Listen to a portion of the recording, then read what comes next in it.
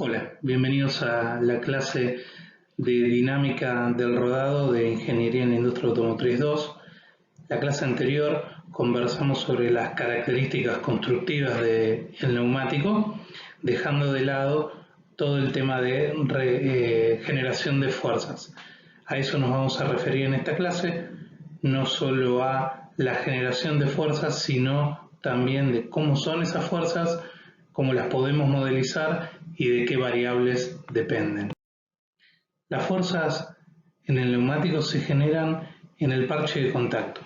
Ese pequeño parche que está dibujado ahí en el neumático en la zona inferior es vital para el funcionamiento dinámico del auto. 4 de esos parches, uno por cada neumático, son los únicos puntos de contacto entre el vehículo y el piso, y por lo tanto es el único punto de interacción en donde se pueden generar las fuerzas. Con lo cual, la forma y la característica del mismo va a ser vital para el comportamiento del vehículo. El tamaño y la forma cambia con la carga vertical, ¿sí? La carga vertical no solo va a depender de cuánto pese el vehículo, cuánto equipaje tengamos y cuántos pasajeros haya encima, sino que también va a depender de la situación particular en la que esté el vehículo. Un vehículo acelerando mientras dobla tiene un comportamiento completamente distinto a cuando está frenando, y por ahí el mismo neumático está en una situación muy distinta cuando está frenando, cuando está doblando y acelerando y cuando está parado. La carga vertical cambia en cada una de esas situaciones. Entonces no pensemos solamente en la carga vertical como el peso del vehículo que soporta cada neumático, sino que es algo dinámico y que va cambiando a medida que el vehículo va transitando. También va a depender del par aplicado a la rueda. No solo porque la carga vertical cambie cuando el vehículo esté aplicándole un par a la rueda, sino también porque principalmente el par aplicado a la rueda cambia la forma del parche de contacto. La fuerza lateral también va a deformar nuestro parche de contacto de una determinada manera y quizá no cambie demasiado su superficie, pero sí va a cambiar su forma y también en dónde están más centradas las presiones, porque cuando analizamos un parche de contacto y hacemos un mapa de presiones, vamos a ver que la presión en el parche no es homogénea, sino que hay zonas en donde el neumático está haciendo más fuerza contra el piso y zonas donde menos. Esa característica es muy importante. Entonces, tanto el par aplicado a la rueda como la fuerza lateral van a cambiar esas zonas en donde hay más presión o menos presión, o qué tan homogénea es la distribución de presiones. La presión de inflado también es clave. La presión de inflado no solo va a cambiar la forma, la distribución de presiones, sino también su tamaño. Lo charlamos un poco en la clase anterior, en donde vimos cómo un bajo inflado provocaba que haya una mayor deflexión del neumático y por lo tanto el parche de contacto crecía en tamaño, sobre todo longitudinalmente, ¿sí? Pero además un bajo inflado hace que la carga vertical sea soportada en mayor proporción por los flancos del neumático y entonces la mayor presión aparece en las zonas laterales del parche de contacto. Por otro lado, un sobreinflado iba a provocar no solo un achicamiento tanto longitudinal como incluso hasta lateral del parche de contacto, sino también que la presión máxima de la banda de rodadura contra el piso se dé en la zona central del parche de contacto. Bien, pero ¿cómo es que se generan esas fuerzas en el parche de contacto? Ustedes estarían familiarizados con el concepto de fuerza de rozamiento en Física 1 y ese concepto les va a servir en parte para entender lo que sucede aquí, pero no dejemos de pensar que esto no es un bloque que se desliza sobre un plano, sino que estamos hablando del parche de contacto generado por la deformación de una rueda que está girando y que al mismo tiempo tiene que no deslizar, ¿sí? Con eso en mente vamos a hacer las salvedades del caso. Los fenómenos que generan el agarre del neumático son diversos. De la misma manera que la resistencia al avance está formada por distintos fenómenos como la pendiente, la aerodinámica, la rodadura, aquí también la generación de fuerzas tanto laterales como longitudinales van a estar formadas por distintos fenómenos y distintas variables del medio ambiente, ¿sí? O de la materia prima van a influir sobre cada una de estas de manera diferente. Vamos con la primera. La primera de ellas es la adhesión, y la adhesión depende principalmente de las dos superficies, no tanto por su forma, sino porque el fenómeno de adhesión se da a través de las fuerzas electrostáticas entre las superficies. Entonces, esto es lo que cambia, por ejemplo, entre un material como el teflón respecto de una goma y su adherencia frente al vidrio. Podríamos pensar que en el vidrio no hay una adherencia mecánica porque no existen demasiadas irregularidades, no es una superficie muy irregular, y sin embargo tenemos dos materiales con distinto nivel de coeficiente de rozamiento, como vimos en Física 1. ¿De qué depende entonces? Bueno, aquí juega mucho la adhesión. Y este fenómeno de adhesión depende principalmente de las dos superficies que están en contacto, del tipo de material que sean y de si hay algo en el medio o no. Cuando nosotros incorporamos suciedad, ya sea en forma de humedad o de tierra, polvo, este fenómeno se ve altamente alterado, ¿sí? Entonces, es el fenómeno de adhesión el que me cambia mucho la adherencia del neumático cuando empieza a aparecer una primera capa de humedad sobre el asfalto o, por ejemplo, una pequeña suciedad, ¿sí? Un poco de tierra entre la zona donde transitan los vehículos o donde no. El agarre mecánico sigue existiendo, sin embargo la adhesión se vio alterada. El segundo mecanismo es el de fricción, es al que nos estábamos refiriendo recién como agarre mecánico, y este ya depende de algo más intuitivo, que por ahí muchos de ustedes ya estaban imaginándoselo, que es el engrane entre las irregularidades de las dos superficies. En este caso se diseña al neumático para que se deforme y rellene esas irregularidades que tiene el asfalto. Cuanto mayor sea la rigidez del neumático, menor va a ser la capacidad de rellenarlo. Cuanto más blando sea el compuesto de neumático, voy a necesitar menos carga vertical para que se deforme y rellene estos pequeños valles de las irregularidades que tiene el camino, ¿sí? Bien, ahora no depende exclusivamente de este fenómeno el tema de la adherencia y de la generación de fuerzas laterales y fuerzas longitudinales. Combinado con la capacidad de un neumático para rellenar estos valles, aparece el fenómeno de histéresis. La histéresis tiene que ver con la energía que tengo que aportar para una deformación respecto de la que me devuelve el material cuando dejo de aplicarle una fuerza. En un material como las gomas utilizadas en las bandas de rodadura, el fenómeno de viscoelasticidad es muy importante. Ustedes recordarán ese nombre quizá de los colchones o las almohadas viscoelásticas. Y esas almohadas o esos colchones tienen la característica de que yo le aplico una fuerza, lo deformo, pero cuando dejo de aplicarle esa fuerza no vuelve instantáneamente, sino que le lleva un poco de tiempo, ¿sí? La energía que le entregué no me la devolvió instantáneamente. Y esa característica, quizá aunque uno cuando toca un neumático no vea el mismo efecto que en una almohada, en distinto nivel se da igual, ¿sí?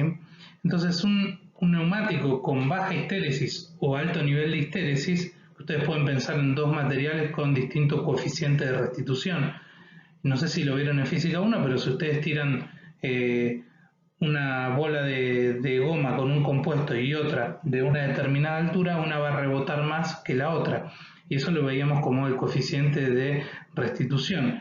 Hay energía que se perdió en la de mayor histéresis, y en la que tiene menos histéresis no, y entonces vuelve a alcanzar un nivel de altura y por lo tanto de energía de potencia gravitatoria superior. Bueno, acá pasa algo similar. Si yo tengo un compuesto con baja histéresis, ¿sí? Imagínense esta situación, le estoy aplicando una carga vertical, pero al mismo tiempo quiero que se genere una fuerza lateral en el neumático. El neumático va a ir deslizando y moviéndose por encima de estos valles y estos picos. Entonces cuando encuentre un nuevo pico, supongamos en esta zona que estoy dibujando ahí, el neumático va a apoyar, le va a aplicar una fuerza vertical y por lo tanto va a haber una reacción perpendicular al plano, ¿sí? Y esa fuerza de reacción va a tener un componente lateral que me va a generar esa fuerza lateral. Lo mismo ustedes podrían pensar que sucede en la otra cara de esa irregularidad. Voy, por ejemplo, a hacerlo en esta zona. Si ustedes podrían pensar que se genera una fuerza en el sentido contrario y que tendría que ser de la misma magnitud. Eso sucedería si un neumático fuera de baja histéresis o de histéresis nula, ¿sí? Pero a medida que la histéresis va aumentando, ¿sí? A medida que la histéresis va aumentando, también va a ir aumentando la diferencia entre la reacción en este sentido, ¿sí? Respecto de la reacción en este otro sentido. Entonces, cuando hacemos la suma de fuerzas, vamos a ver que la resultante va a tener una componente vertical que va a igualar a la carga vertical, y a esta carga hacia arriba, a esta reacción hacia arriba la llamamos normal, y va a tener también una componente contraria al deslizamiento que estaba teniendo el neumático. Este otro componente, esta otra componente lateral, es la fuerza que hace que el auto no se vaya para afuera en la curva, ¿sí? Entonces, como esta componente se está generando gracias al fenómeno de histéresis, cuanto mayor sea la histéresis, mayor va a ser el agarre lateral. Entonces, esto nos llevaría a pensar en que necesitamos un neumático de alta histéresis. Y es verdad, para tener mayor agarre, tanto longitudinal como lateral, necesito un neumático de mayor histéresis.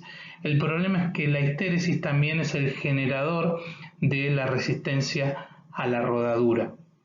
Entonces hay que buscar un equilibrio entre resistencia a la rodadura y agarre. Van a ver, si entran a ver neumáticos en el mercado, que la mayor parte de los neumáticos que tienen un buen agarre, que son para vehículos deportivos, son malos en su desempeño de consumo de combustible, es decir, de resistencia a la rodadura. Hay que buscar un equilibrio. Bien, y por último nos va a quedar el desgaste. Vamos a borrar todo esto que dibujé acá. El desgaste tiene que ver con el movimiento, ¿sí?, que tiene el neumático a medida que nosotros vamos doblando o estamos acelerando. Va a haber siempre un deslizamiento. Por más imperceptible que sea, ese deslizamiento existe, y esa deformación que tiene el neumático para meterse en los picos a veces provoca que haya un arranque, ¿sí?, que ese pedacito de goma que se metió en el valle a veces sea arrancado del neumático. La imagen que puse ahí es justamente una exageración frente a neumáticos que sufren mucho desgaste, como son los de Fórmula 1, y en las zonas donde no transitan se puede ver en esa zona todos los pedacitos de goma que van tirando, ¿sí? Para desgarrar un material, piensen en, no sé, estar cortando un pan de manteca con un cuchillo. Ustedes le tienen que ejercer una fuerza. Le ejercen una fuerza con el cuchillo al pan de manteca, y a medida que le ejercen la fuerza, el cuchillo se va a ir metiendo. Y ahí hay trabajo, porque hay una fuerza por un desplazamiento. Y trabajo es energía. Entonces, para poder arrancar un pedacito de goma tuve que haber entregado energía y me tuvo que haber presentado una resistencia mientras se desgarraba. Esa fuerza, ¿sí?, siempre va a ser en oposición al deslizamiento, así que también va a aportar. El neumático, a medida que se desgasta, también me genera una fuerza de agarre. Así que estos son los tres fenómenos: la adhesión, la fricción y el desgaste, que cada uno va a aportar en distinta proporción según las características de la superficie, las características del compuesto del neumático y también del medio ambiente. En varios momentos hablé de que, a pesar de que nosotros nos imaginamos el neumático agarrado a la superficie y sin tener un deslizamiento, en realidad el deslizamiento siempre existe, ya sea lateral como longitudinal, ¿sí?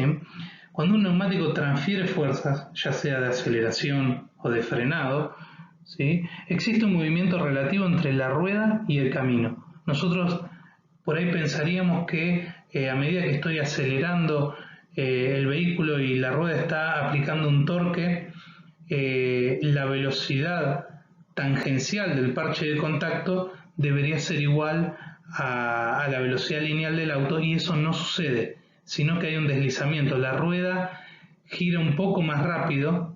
Supónganse, estoy acelerando y si yo midiera la velocidad de la rueda, quizá está en 20 km por hora, cuando en realidad el auto se está moviendo a 19, ¿sí?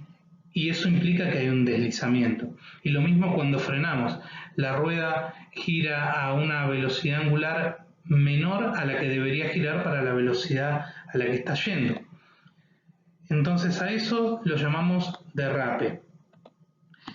Y el derrape se expresa en un porcentaje que tiene que ver con la velocidad, la diferencia de velocidad que existe entre la velocidad real del cuerpo del auto respecto de la velocidad tangencial que tiene el parche de contacto. Eso es el término que ustedes ven ahí arriba, ¿sí? Este delta, esta diferencia entre la velocidad del vehículo y la velocidad tangencial del parche de contacto, es el deslizamiento. Lo que se hace es dividirla por la velocidad, ¿sí? Por eso tenemos en el denominador la velocidad lineal del auto, para poder expresarla como porcentaje, ¿sí? Yo les recomiendo que le pongan pausa al video, le presten atención a la fórmula y empiecen a probarla y decir qué pasa si le pongo esta velocidad al auto, o qué pasa si le pongo esta velocidad angular, qué sucedería en una situación en la que estoy bloqueando completamente la rueda, para poder entender mejor cómo es que esta fórmula me expresa el nivel de derrape. Bien, si yo grafico el coeficiente de rozamiento en función del nivel de derrape, me voy a encontrar con una curva como esa, ¿sí? ¿Cómo llego a graficar el coeficiente de rozamiento? Bien, simplemente probando un neumático con una carga vertical fija y aplicándole cada vez una fuerza, por ejemplo, de frenado mayor, y la voy incrementando, hasta que en algún momento bloqueo completamente la rueda queda detenida mientras la superficie sigue deslizando. Ese sería el caso de bloquear una rueda durante un frenado, ¿sí? Esa última situación, la de bloqueado completo, es un derrape 100% y sería en esa zona. Ese coeficiente de rozamiento que vemos ahí, que en este caso es 0,6, ¿sí?, sería nuestro coeficiente de rozamiento dinámico, y ahí sí es un bloque deslizando respecto de un plano. Pero en todas las situaciones anteriores voy a tener un deslizamiento, ¿sí?, en donde la velocidad tangencial del parche de contacto no coincide con la velocidad del auto. Lo interesante es ver que hay un pico, que primero esta fuerza va aumentando y por lo tanto el coeficiente de rozamiento también, hasta que en algún momento llega a un máximo que podemos ver en esta zona, ¿sí? Perdón, tenía puesta la goma esta. En esa zona. Esa zona es la de mayor coeficiente de rozamiento que voy a tener del neumático. Bien, entonces podemos dividir el gráfico en dos zonas, una zona estable y una zona inestable. ¿Por qué decimos que la zona de la derecha es inestable? Porque si yo llegué a esta zona de la curva en donde ya la pendiente es negativa, es muy probable que lo que sigue, la transición hacia este estado de bloqueo 100% suceda muy rápido, porque cada vez tengo más deslizamiento, y un deslizamiento hace que tenga un coeficiente de rozamiento cada vez menor, entonces se sucede muy rápido la transición entre un punto y el otro.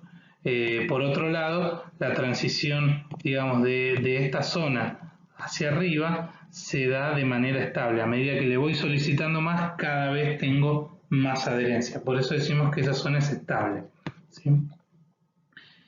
Bien, ¿y qué es esa zona que está marcada ahí en el gráfico? Bueno, este gráfico está sacado de la bibliografía. Y van a ver que en esta zona que está aquí sería lógicamente en esa banda el lugar en donde me gustaría trabajar, ¿sí? Porque es la zona de mayor coeficiente de rozamiento. Bueno, con este concepto es que se diseña el sistema de frenos ABS, de antibloqueo, que lo vamos a ver más adelante. Se los trata de hacer trabajar en esa zona, con un deslizamiento cercano entre el 15 al 20%, que es donde por lo general en asfalto seco se da el mayor coeficiente de rozamiento en fuerzas longitudinales. ¿Por qué hago la salvedad de fuerzas longitudinales? Porque fíjense que acá arriba yo les estaba diciendo fuerzas de aceleración o frenado, que son longitudinales, ¿sí? El comportamiento de fuerzas frente a una solicitación lateral es un poco diferente, ¿sí? Así que centrémonos en el comportamiento longitudinal, porque entender este concepto nos va a ayudar a ver después qué es lo que sucede lateralmente. Es más fácil verlo primero con fuerzas longitudinales como la aceleración y el frenado. Este coeficiente y esta curva, ¿sí?, cambian en función de la superficie. Fíjense que la más alta de todas es asfalto seco, ¿sí? Ahí puedo tener un coeficiente incluso superior a 1 en su pico, y voy a ver este comportamiento que vimos recién, en donde iba bajando hasta llegar, por ejemplo, ahí a 0,9, que sería el coeficiente de rozamiento dinámico, ¿sí? La curva de asfalto húmedo, que es la que sigue, parece ser como una copia, pero un poco más abajo, ¿sí?, perdiendo parte de esa adherencia. Y para mí está clarísimo ahí que este salto, esta diferencia entre los dos, es la pérdida del fenómeno de adhesión. Si hablamos de asfalto húmedo, todavía la pérdida por agarre mecánico no sucedió del todo con un poco de humedad. Sin embargo, la adhesión prácticamente desaparece y se da este salto. Y ahí podemos ver claramente la contribución del fenómeno de adhesión a la generación total de fuerzas. Más abajo podemos encontrar lo que sucede en tierra o en ripio, ¿sí? Le decimos ripio a esa mezcla de tierra con piedritas pequeñas, y podemos ver un comportamiento bastante distinto. Al principio es parecido, ¿sí?, pero cuando tendría que bajar, en realidad no genera un pico. No vemos que el coeficiente de rozamiento caiga, sino que sigue subiendo la curva lentamente, pero vamos a encontrar un pico sobre el final. El coeficiente de rozamiento más alto en ripio lo vamos a encontrar con un deslizamiento total, ¿sí? Eso no quiere decir que tengo que llevar las ruedas bloqueadas todo el tiempo, porque pierdo la capacidad para doblar, pero sin embargo voy a tener la menor distancia de frenado bloqueando las ruedas. ¿Por qué aparece este fenómeno aquí? Bueno, tiene que ver con la cuña de material arrastrado que aparece delante del neumático, ¿sí? Esa cantidad de material que yo estoy arrancando del piso y se va acumulando adelante me está ayudando a frenarlo, y eso se da cuando tengo un bloqueo total y no estoy pasando sobre esa superficie. Entonces por eso se da ahí. Fíjense que algo muy parecido pasa con la nieve, ¿sí? Lo que tengo aquí es nieve suelta y voy a tener un pequeño repunte y por lo tanto un máximo de coeficiente de rozamiento sobre el final. ¿Por qué? Por esta cuña de nieve que se genera. Por supuesto que el coeficiente de rozamiento es menor porque cambia el material y por otras características, pero el comportamiento es más parecido al del ripio. Y finalmente tenemos la superficie en donde menos adherencia tengo, que es el hielo, principalmente porque aquí se me desploma la adhesión y se me desploma también el fenómeno de agarre mecánico, de fricción. Entonces me queda muy poquito de estos mecanismos para ejercer una fuerza de rozamiento, ¿sí? Y vemos que la curva del hielo, como no hay arrastre de material, es más parecida a la del asfalto que vimos arriba, por supuesto en valores mucho más pequeños. Bien, nos preguntamos cómo varía el coeficiente de rozamiento respecto de la superficie, pero todos esos gráficos que vimos recién eran con el mismo nivel de carga normal. ¿Qué sucede con mu cuando yo aumento la carga? ¿Sí? Hasta ahora, con el concepto que ustedes tienen de física 1, el valor de mu era constante y dependía solamente de las dos superficies que estaban en juego. Veamos si eso sigue siendo así. Entonces, hagamos un ensayo en donde probemos al mismo neumático con distinta carga vertical y veamos qué pasa con mu. Entonces lo que voy a hacer es ensayar un neumático con distintas cargas normales y a cada una la voy a dibujar. Lo que tengo ahí es los datos según cómo salen del ensayo, la fuerza de rozamiento longitudinal en función del deslizamiento. Ven que las curvas son similares a las que estábamos viendo recién, ¿sí? Pero es el mismo neumático en la misma superficie. Lo único que cambia son las fuerzas normales. Entonces es lógico pensar de que frente a una fuerza normal pequeña como 1348 newton, la fuerza longitudinal máxima va a ser pequeña también, ¿sí? Y a medida que aumente la carga vertical hasta llegar, por ejemplo, a estos 10.787 newton, obtenga mi máximo nivel de fuerza longitudinal. Lo que hice a continuación fue graficar la fuerza de rozamiento máxima, es decir, en estos picos que se me generan ahí, que estos picos aquí coinciden más o menos todos en el mismo nivel de deslizamiento, ¿sí? Fíjense que tengo como tan alineados, pero dependiendo del neumático y de la situación podrían llegar a variar y esta línea que está dibujada ahí podría inclinarse. Entonces lo que hice fue tomar los valores picos de cada curva y hacer un gráfico de fuerza de rozamiento respecto de la carga vertical, ¿sí? Que es lo que vemos a continuación. Lo que están viendo aquí es una recta, ¿sí? Al parecer es una recta. Y fíjense, es fuerza de rozamiento máxima, el pico, estoy dibujando solamente los valores picos respecto de la carga normal.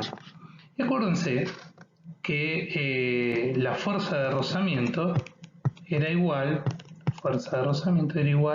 a mu por la carga normal.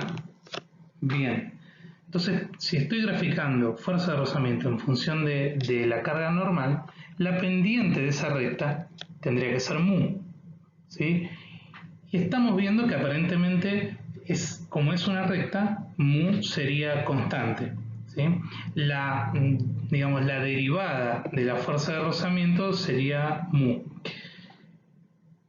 Entonces, ¿por qué no graficamos mu en función de la carga normal? Es decir, vamos a derivar esta recta, que aparentemente debería obtener un valor constante. Cuando tomo los datos y lo hago, me encuentro con que en realidad este valor va descendiendo con la carga. Acá la pendiente está exagerada porque fíjense que la escala no llega a 0, arranca de 0,5 y va hasta 1,20, pero lo que notamos es que a medida que aumenta la carga normal, mu disminuye, ¿sí? Es decir, que supónganse que yo tenía un mu de valor 1, es decir, si le aplico 100 newton de carga vertical, obtengo 100 newton de fuerza de rozamiento. Lo que me dice esto es que si le aplico 200 no voy a obtener 200, sino que voy a obtener algo menos, 195. A medida que aumenta la carga normal, disminuye también mu. ¿Por qué es esto? Bueno, tiene que ver con que con poca carga normal, este fenómeno lo llamamos sensibilidad a la carga, ¿sí? Tiene que ver con cómo varía mu respecto de la carga. ¿Por qué sucede? Piensen de vuelta en cómo se genera el rozamiento. ¿Sí? Al aplicar carga vertical voy a estar deformando la goma que se va a ir introduciendo en los valles de las irregularidades del asfalto. A medida que yo voy presionando cada vez más, cada vez queda menos lugar en donde se puede ir introduciendo la goma. Incluso va a haber, acá las irregularidades son todas iguales, pero piensen que también va a haber irregularidades más pequeñas y otras más grandes. Va a haber un momento que con poca carga vertical hay algunas irregularidades que ya llené. Entonces, a medida que sigo aumentando la carga vertical, no voy aumentando en la misma proporción el agarre del neumático, porque va a llegar un momento que cada vez haya menos irregularidades que llenar.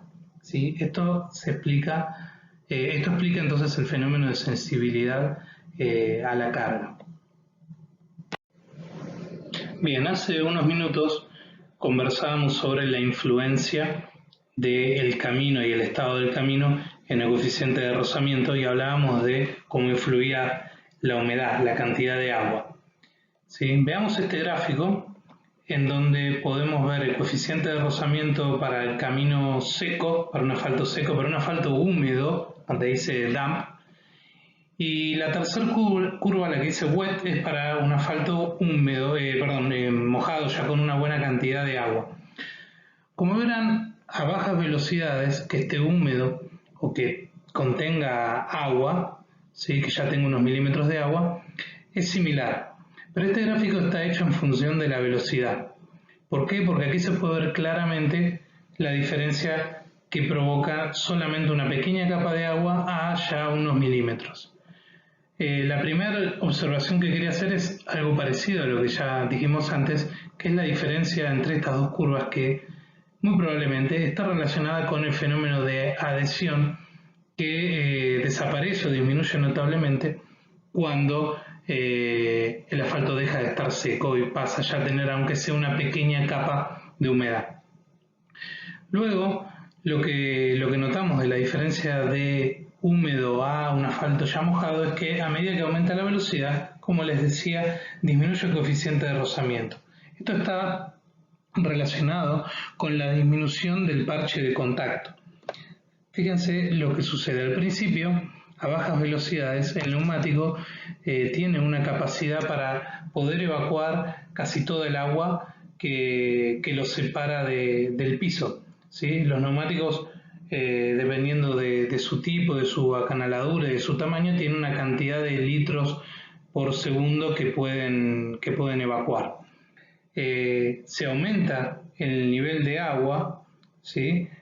O al mismo tiempo también aumenta la velocidad, la cantidad de agua que tiene que evacuar por unidad de tiempo es mayor.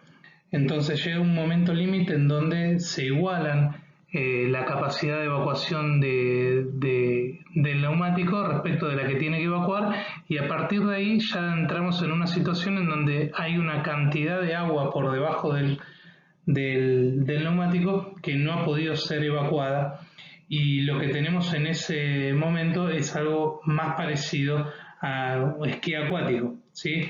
Ya no importa si el neumático está rodando o no, perdemos total capacidad de frenado, de aceleración y, más importante, de dirección, ¿sí? Es verdad que una situación como la que vemos aquí en el medio y la que le sigue también va a generar una fuerza hacia atrás, porque de la misma manera que a la persona que hace esquí acuático lo tenemos que llevar para adelante con la lancha, acá también va a haber una fuerza que lo está tirando hacia atrás. Pero ni de casualidad llega a ser la fuerza de frenado que necesitamos en el caso de una emergencia, ni tampoco tenemos control sobre esa fuerza. Es más, esta fuerza hasta puede provocar accidentes, esta fuerza que nos tira hacia atrás. Porque si nosotros agarramos un charco o una zona con mucha agua en solamente los neumáticos de un lado, y esto es bastante común, ¿sí? Esa fuerza nos va a generar un momento que nos va a intentar rotar el auto, ¿sí? Si estamos yendo a una velocidad elevada, podemos entrar en una pérdida de estabilidad. Sumado a eso, que esto se da en situaciones de adherencia bajas, ¿sí? Así que este fenómeno que se denomina aquaplaning es un fenómeno muy temido, al cual hay que tenerle respeto, principalmente porque uno ve el agua y dice, bueno, sí, tengo neumáticos que están diseñados para trabajar en agua. Llega un momento que no dan abasto y el neumático tenga canaladuras o no, como se muestra acá en esta tercera posición, ya no importa si el neumático tiene canaladuras, es liso, no hay capacidad ni de frenado, ni de aceleración, ni de dirección, ¿sí? Entonces, por todos los medios hay que tratar de evitar esa situación. Y como vemos ahí, es muy dependiente de la velocidad. ¿De qué otra cosa depende el coeficiente de rozamiento en relación con la humedad? Bueno, el nivel de agua, por supuesto que va a influir y mucho, ¿sí? No es lo mismo una pequeña capa de 0,2 milímetros, ¿sí?, a tener 2 milímetros, es decir, 10 veces más. Eso es lo que nos muestra el gráfico que vemos en ese lugar. De hecho, con una gran cantidad de agua como 3 milímetros, ¿sí?, ya vemos que inmediatamente se desploma el coeficiente de rozamiento, ¿sí? Arrancamos por ahí con 0,75, como ven ahí todas las curvas arrancan a 60 km por hora del mismo valor, y mientras una se mantiene casi constante, o por ejemplo la de 1 milímetro cae solamente 0,15, la de 3 milímetros se desploma casi a niveles del hielo, ¿sí?, que está entre 0,1 y 0,15. También nos preguntamos si influye la profundidad del acanalado. Y es una pregunta muy interesante porque recién veíamos que podíamos llegar a confiarnos con el nivel de acanaladura que tiene, y también habíamos conversado la clase pasada de que había un nivel mínimo de profundidad de los surcos y que incluso estaba reglamentada. Seguramente ese nivel mínimo tiene que ver con una capacidad de evacuación del agua. En este gráfico que vemos ahí, vemos el comportamiento. La primera curva, la que dice dry, es la de comportamiento en piso seco, como para tener un punto de comparación. Y lo que tenemos abajo es profundidad del perfil. En 100% lo que tenemos es un neumático completamente nuevo, ¿sí? Y en 0 lo que tenemos es un neumático que ya está completamente liso, ¿sí? El límite legal quedó en algún lugar en el medio, ¿sí?, muy probablemente más cerca del 40, por ahí. Veamos lo que sucede cuando enfrentamos un camino con agua. Por ejemplo, con muy poca agua, con 0,2, se mantiene relativamente constante y recién se cae de manera considerable cuando estamos por debajo del 20% del perfil, ya fuera de los valores legales. Sin embargo, esta caída repentina se ve mucho antes en caminos con 2 milímetros de agua. Ya podemos empezar a ver que al 60% la pendiente cambia de manera sustancial y a partir de ahí, del 60% de desgaste, de 40% de desgaste sería 60% de profundidad de perfil, ya empezamos a ver una disminución. Por eso, a pesar de que no hayamos llegado todavía a los límites legales, eso no quiere decir de que nuestro auto es invencible frente al agua, ¿sí? Ni hablar de que este gráfico está hecho para una velocidad determinada. El gráfico anterior lo que mostraba era este gráfico que está aquí a la derecha, el anterior, lo que mostraba era un comportamiento de un neumático con un estado casi nuevo, ¿sí? Y a pesar de ello, a altas velocidades se nos desplomaba el coeficiente de rozamiento. Recién conversábamos de lo difícil que se pone la situación en el hielo al ver cómo se desploma el coeficiente de rozamiento. Sin embargo, existe en el hielo un comportamiento muy extraño que nos muestra un aumento del coeficiente de rozamiento con una disminución de la temperatura. Esto es lo que podemos ver en este gráfico. ¿Ven? A medida que disminuye la temperatura, nos vamos de 0 hacia 25 grados bajo cero, notamos un aumento del coeficiente de rozamiento, lo cual parece completamente extraño. Si a uno le preguntan rápido qué debería pasar, por lo menos debería mantenerse relativamente constante, y sin embargo vemos que aumenta y mucho. En realidad, lo que sucede con el hielo, cuando lo encontramos a temperaturas elevadas, entre comillas, como entre menos 5 y 0 grados, es un efecto que es muy valioso en el patinaje sobre hielo. ¿Sí? Cuando ustedes hacen patinaje sobre hielo, habrán visto que se utilizan cuchillas. Esas cuchillas por debajo de los patines no solo funcionan de manera de tener un agarre mecánico para hacer fuerzas o laterales, o a veces cuando uno se trata de impulsar rotando un determinado grado el patín, sino que son lo que nos permite deslizarnos. ¿Sí? La superficie de contacto de la cuchilla con el hielo es muy pequeña.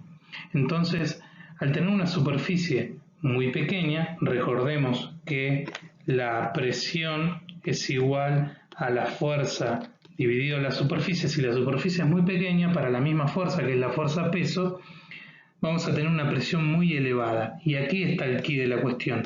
Cuando la presión es muy elevada, para un mismo valor de temperatura, el hielo puede llegar a derretirse. Y sobre ese principio funcionan los patines de hielo. ¿Sí? Derriten, al menos localmente, en la zona de la cuchilla el hielo, permite que se forme una pequeña capa de agua que trabaja como lubricante para poder moverse. Si no, el hielo, sin ningún tipo de humedad, es decir, sin ningún tipo de agua líquida, no sería una superficie de tan bajo agarre, pero al aparecer una capa de agua aparece un efecto similar al del aquaplaning. ¿Sí? Hay una pequeña capa de agua que separa el hielo del neumático, y eso es lo que hace que sea tan deslizante. Cuando la temperatura es tan baja y llegamos a niveles de 20-25 grados bajo cero, la presión no termina de ser la suficiente como para derretir localmente el hielo, y vuelven a aparecer el fenómeno de adhesión y de fricción para poder generar fuerza de rozamiento. ¿Sí? Y entonces esta curva se puede explicar. Existen neumáticos que son fabricados específicamente para el invierno, si se llaman así, neumáticos de invierno, y que están pensados en circular en la nieve y en el hielo. ¿Sí? Los neumáticos más comunes de invierno, primero, la primera transición son los neumáticos de cross climate, se llama, o de multitemporada, que me permiten funcionar en asfalto seco en el verano, y también me permiten, además de funcionar sobre asfalto húmedo y ripio, también trabajar sobre nieve. Por supuesto que si voy a hacer un neumático específico para trabajar en condiciones de nieve y hielo, va a tener mejor comportamiento, pero voy a tener que cambiarlo cuando se termine el invierno. ¿Sí? Esos tipos de neumáticos son como el que se muestra en la figura, en donde si ustedes miran bien en la rueda, en el perfil, ya las acanaladuras no son solo para evacuar agua, sino que son también pensadas en encastrar en la arena y poder tener un mejor agarre mecánico. Además, estas ruedas en particular tienen clavos, son esas pequeñas manchitas de color metálico, son justamente unos clavitos de poca profundidad en la superficie, después se van unos cuantos milímetros para adentro, pero son neumáticos menos comunes. ¿Sí? Es para un uso aún más extremo, ¿sí? Por lo general vamos a tener neumáticos con este tipo de dibujo, con esas pequeñas laminillas dentro de los tacos que mejoran el comportamiento en la nieve. Y si fuera necesario para un clima aún más extremo o un uso más extremo, se pueden agregar los clavos, que agregan un incremento de performance.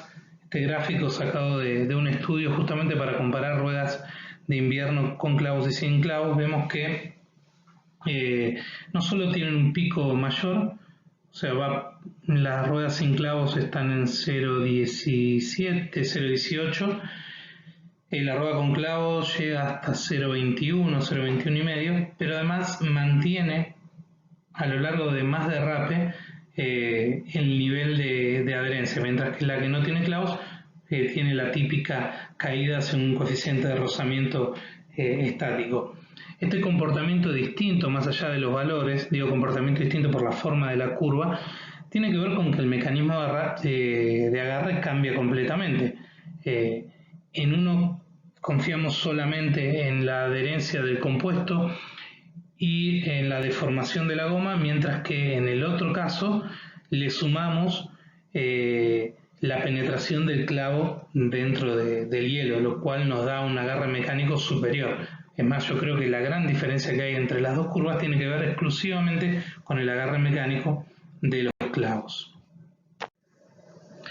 Bien, ¿y qué sucede con las fuerzas laterales? Porque hasta aquí habíamos explicado más que nada el comportamiento de las fuerzas longitudinales, las de aceleración y las de frenado. El fenómeno de generación de fuerzas laterales es diferente al de las longitudinales debido a que estas son transversales al sentido de giro de la rueda. Aquí, cuando aparece una fuerza lateral, lo que va a provocar es una deformación del parche de contacto, pero además también una deformación de los flancos, ¿sí? El parche de contacto va a rotar, pero la rueda no va a rotar en la misma dirección. Pensemos en como si estuviéramos torsionando la rueda. Lo más parecido para imaginarse esto es estar con el vehículo detenido e imaginarse que yo quiero girar el volante y la rueda tiene que hacer deslizar el parche de contacto. Al principio va a presentar una resistencia y el parche de contacto va a quedar adherido, mientras que la rueda va a girar un ángulo. Bueno, esto sucede cada vez que yo estoy intentando doblar en una curva y aparece una fuerza lateral. El parche de contacto gira un ángulo y ese ángulo no es el mismo que el que gira la rueda. Esta diferencia entre las dos direcciones, ¿sí? La dirección en la que desliza, en la que rueda el parche de contacto y la dirección que tiene plano de la rueda, tiene un ángulo particular, ¿sí? Ahí se puede ver en otro ángulo de vista. A ese ángulo, esa diferencia, que en realidad es la diferencia entre el ángulo en el que está la rueda y la dirección real en la que se está desplazando el neumático, es la que llamamos el ángulo de deriva, ¿sí? D sería el sentido de marcha, M nos muestra ahí los puntos de contacto del parche de contacto, y justamente la línea D tiene una diferencia con el plano de simetría de la rueda. Esto le llamamos ángulo de deriva y va a ser nuestro equivalente a el derrape, ¿sí? De la misma manera que para aplicar una fuerza de tracción o de frenado aparece un derrape, aquí cuando quiero aplicar una fuerza lateral va a aparecer sí o sí un ángulo de deriva, ¿sí? Hasta incluso a veces aparece un ángulo de deriva sin necesidad de estar girando el volante. ¿En qué situación sería eso? Por ejemplo, estoy viajando en línea recta en la ruta y aparece un viento cruzado. Es una fuerza aerodinámica que me quiere llevar el auto hacia el costado y sin embargo, por más que las ruedas estén apuntando hacia adelante, el auto se va a empezar a deslizar hacia el costado. Es decir, hay una diferencia entre la línea en la que se desplaza realmente el auto y las líneas en las que están apuntando las ruedas. Esa diferencia es el ángulo de deriva. Y lo mismo sucede en una curva cuando las fuerzas laterales que aparecen tienen que ver con el cambio de dirección del vehículo. Lo podríamos definir entonces como el ángulo formado por el eje de la dirección teórica de la rueda y el eje de la trayectoria real seguida por el neumático.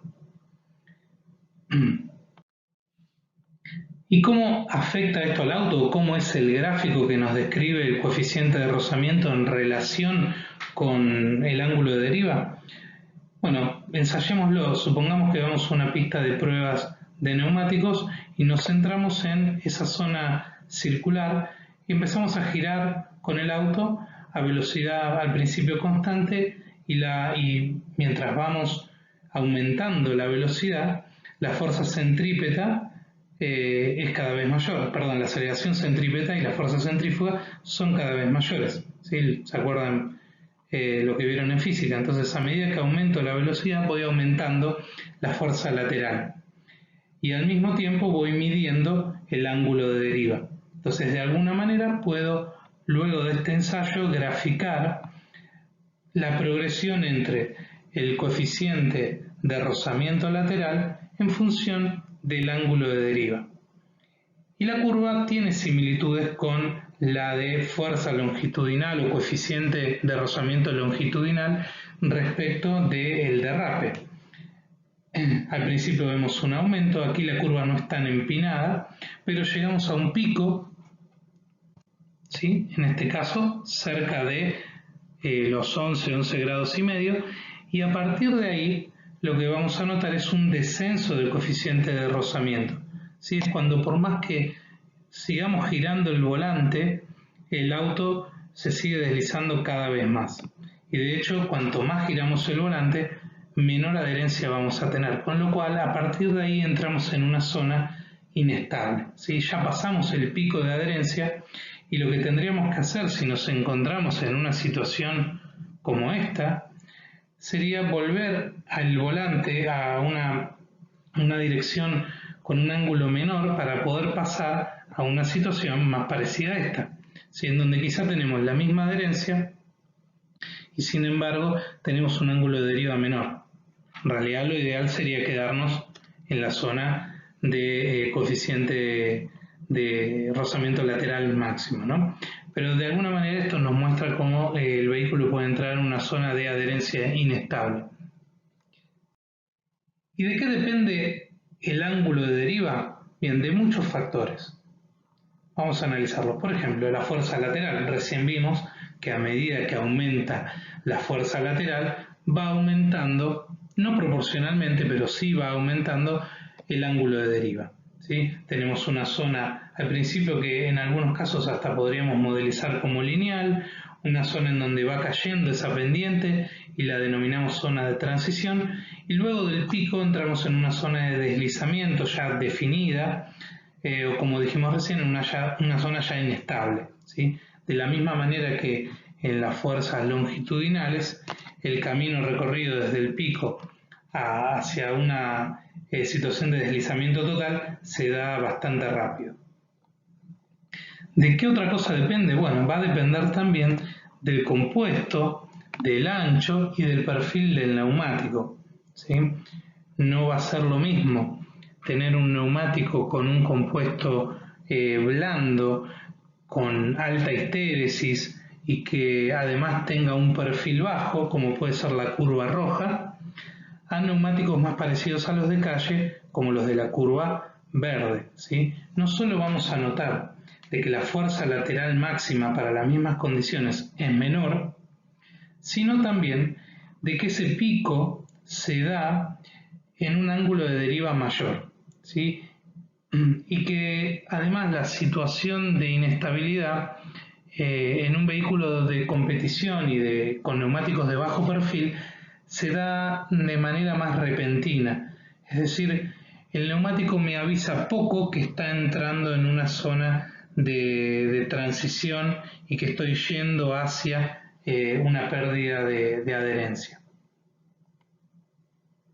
La carga también va a influir, la carga vertical. Para un mismo neumático, como vemos ahí, vamos a tener distintas curvas que no solo van cambiando su valor, ¿sí? Por supuesto, a medida que aumenta la carga vertical va aumentando también la fuerza lateral, pero fíjense que no en la misma proporción, y esto ya lo vimos, se debe a la sensibilidad a la carga, y de la misma manera que el fenómeno de sensibilidad a la carga afectaba a las fuerzas longitudinales, va a afectar también a las fuerzas laterales, así que es lógico pensar de que si aumento en un 50% la carga vertical, no va a aumentar en un 50% la fuerza lateral, ¿sí? Es decir, que a medida que aumento la carga va a seguir disminuyendo el coeficiente de rozamiento. Además, la carga puede llegar a influir también en el ángulo de deriva en donde se da el pico de adherencia máxima, ¿sí? Como se ve ahí en la línea negra punteada. Va a estar influido también por el tipo de superficie, al igual que las fuerzas longitudinales. Ahí tenemos el mismo neumático con la misma carga y la curva para asfalto seco, pero un asfalto abrasivo, un asfalto más suave. Después la curva 3 es para nieve y la 4 es para el hielo. Vemos que cambia un poco la forma, por supuesto que cambia muchísimo el valor, cambia el lugar también en donde está el pico. Y la presión de inflado y la velocidad van a modificar también estas curvas, ¿sí? El ángulo de deriva y su curva no va a ser igual a 60 km por hora que 120, y también se va a ver muy influenciado por la presión de inflado. Piensen que si cambia la presión de inflado, me está cambiando también la rigidez del neumático, entonces volvemos a esto de que la anchura y el perfil del neumático me afectaban la deriva. Bueno, piensen que la presión va a modificar de alguna manera esos parámetros también y lo va a cambiar. Ahora, ya vimos los esfuerzos laterales, vimos los esfuerzos longitudinales. ¿Qué es lo que sucede cuando se combinan estos esfuerzos? Y esto es mucho más común de lo que imaginamos. No siempre estoy acelerando exclusivamente, frenando exclusivamente o doblando sin acelerar ni frenar. Muchas veces estos esfuerzos se dan al mismo tiempo. Entonces, ¿cómo hacemos para estudiar dónde va a estar el límite de adherencia cuando estoy en una situación mixta? ¿Sí? Puedo decir de que mi límite de aceleración cuando estoy doblando es el mismo que cuando estoy en seco. No, ¿por qué? Y si no es el mismo, ¿en qué valor cambia? Bueno, si hacemos ensayos de esfuerzos combinados, vamos a encontrar curvas de este tipo. El gráfico de la izquierda es un gráfico que me habla de fuerza lateral en función del ángulo de deriva. La curva más gruesa, la que está por arriba de todo, es cuando tengo cero deslizamiento y por lo tanto cero fuerza de frenado, ¿sí? La curva de arriba sería la de una fuerza lateral pura. Pero si yo al mismo tiempo empiezo, por ejemplo, a frenar y empiezo a tener un ligero derrape longitudinal, por ejemplo del 5%, mi curva de fuerza lateral máxima se ve disminuida, ¿sí? Ya ahora estoy describiendo esta otra curva. Si freno un poco más fuerte, ya me voy al 10%, ya tengo menos capacidad de aplicar fuerzas laterales, ¿sí? Y así hasta que llego al 20 o hasta el 100%. El 100% serían las ruedas bloqueadas y prácticamente no tengo, ya hasta cambia totalmente el comportamiento, porque cuando la rueda está bloqueada ya deja de ser una rueda, es un bloque que está rozando sobre un plano. Si vamos al otro gráfico, el de la derecha, lo que me encuentro en la curva de más arriba es una curva de frenado puro, ¿sí? De fuerza longitudinal pura.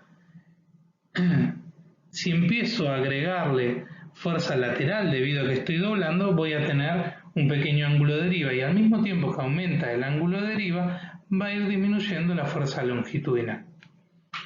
Si combino toda esta información obtenida de esfuerzos compuestos, y además de las fuerzas de frenado, les agrego las fuerzas de aceleración, es decir, las longitudinales en el otro sentido, voy a poder componer un gráfico como el siguiente.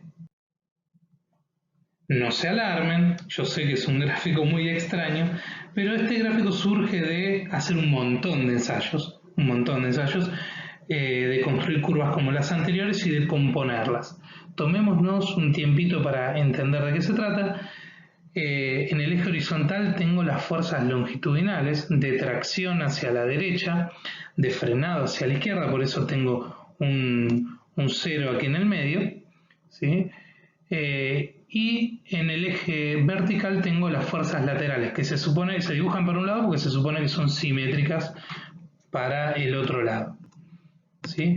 A medida que voy aumentando, por ejemplo, la fuerza de frenado al máximo, la capacidad de adherencia, la capacidad de generar fuerza lateral tiende a cero, ¿sí? Aquí tengo, por ejemplo, 3000 newton de fuerza de frenado y la curva está prácticamente en cero de fuerza lateral, ¿sí? Cuando freno a la capacidad máxima prácticamente no tengo capacidad para doblar, para ejercer fuerzas laterales, ¿sí? Vamos al otro extremo, vamos hacia arriba cuando estoy con la fuerza lateral máxima en esta zona de la cima.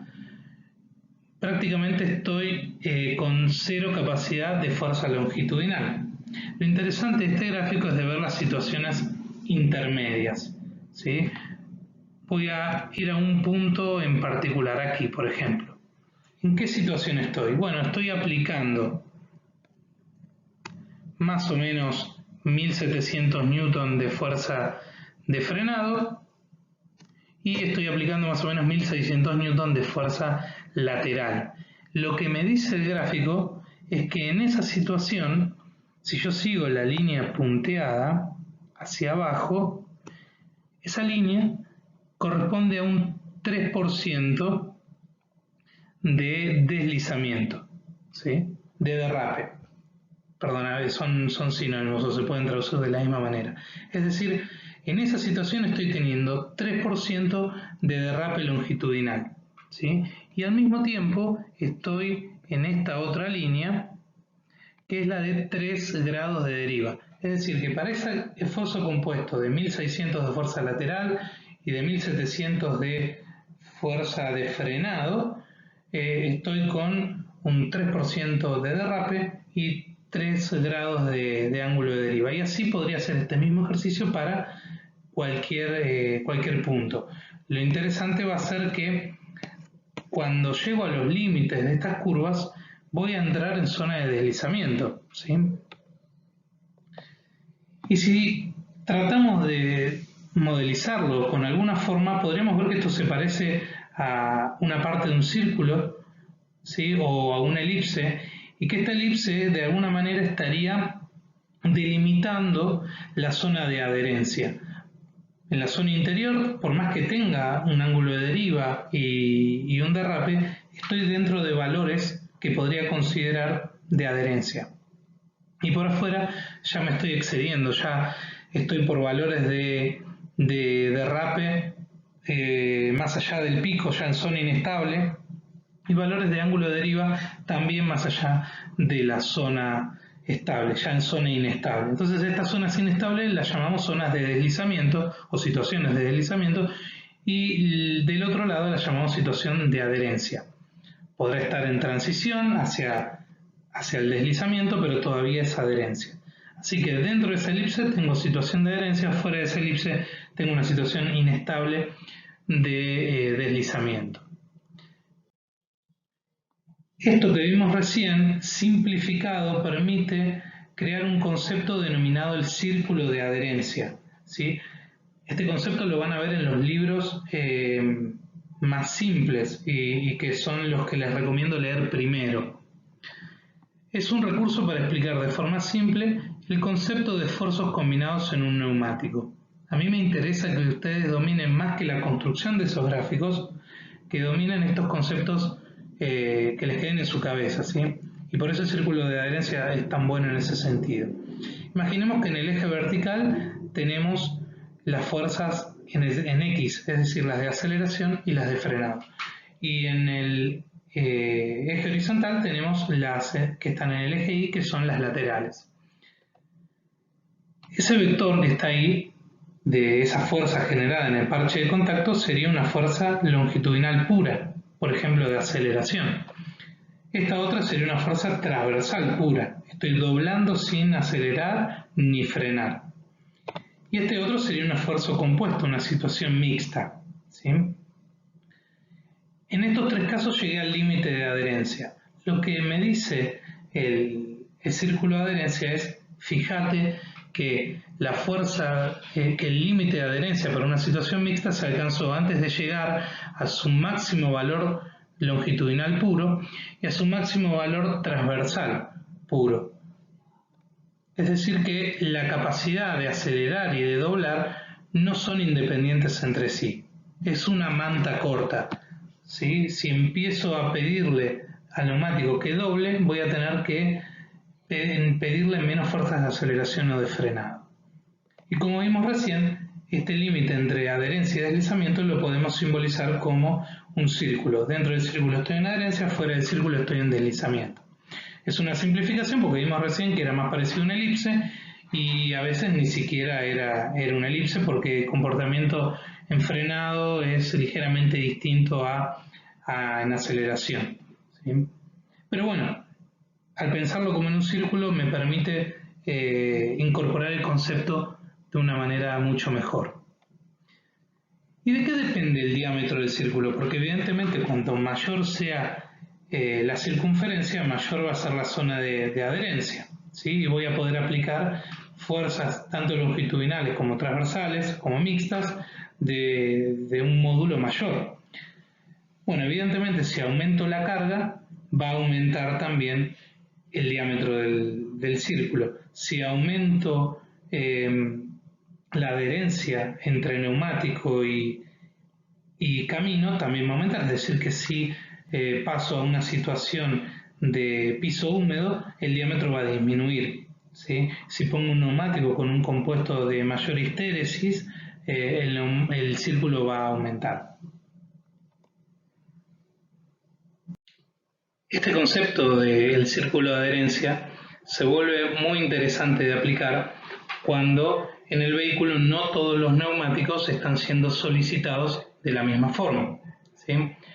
La situación más simple sería la de frenado en curva, en donde, bueno, dependerá de la distribución de peso del auto y también de la distribución de la fuerza de frenado entre eje delantero y eje trasero, qué es lo que sucede. Si, por ejemplo, las ruedas delanteras frenaran exclusivamente solas, sin frenado en el eje trasero, voy a tener una situación en donde se van a bloquear las ruedas delanteras y voy a perder capacidad de doblar. Lo distinto sería si se bloquean las ruedas traseras, ¿sí? En donde estas últimas serían las primeras que pierden adherencia. Pero lo más interesante de ver es el comportamiento en curva, pero en aceleración, en función del tipo de motricidad que tenga el vehículo. Veamos un caso. Si tengo un vehículo de tracción trasera y estoy transitando una curva y aprieto el acelerador de forma tal de que el vector resultante salga del círculo de adherencia, esto solo va a pasar en el eje trasero, ¿sí? La situación que estábamos imaginando es: estoy doblando al límite de adherencia lateral y se me ocurre en ese momento acelerar. Como aparece el vector verde, el de fuerza longitudinal, el vector resultante queda por afuera, pero esto solo sucede en las ruedas traseras. A esta situación se la conoce como sobreviraje, que es cuando pierde adherencia más rápido el eje trasero, ¿sí? Esta situación es la que terminaría, si no lo puedo corregir, en un trompo. Distinto es el caso de un vehículo con tracción delantera. Aquí las ruedas que pierden adherencia al acelerar son las delanteras y esto se conoce como subviraje.